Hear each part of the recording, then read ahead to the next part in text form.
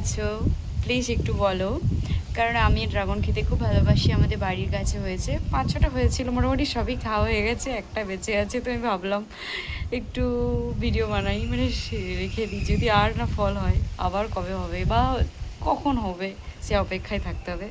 But এখন তো হয়েছে, এটা একটা স্মৃতি হিসেবে রেখে দিলাম ড্রাগন ফল। তো এটাকে এবার কাট করে খেয়ে নেবো। তো তোমরাও বাড়িতে ড্রাগন গাছ লাগাও, ছাদে, বাড়িতে, যেখানেও।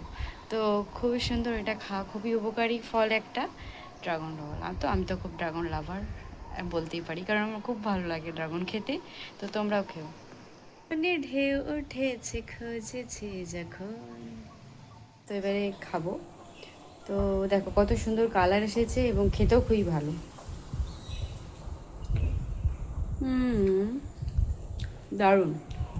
তো তোমরাও বাড়িতে ড্রাগন গাছটা লাগিয়ে নাও, আর এবং এই ড্রাগন ফল খেতে থাকো, খুবই উপকারী একটি ফল।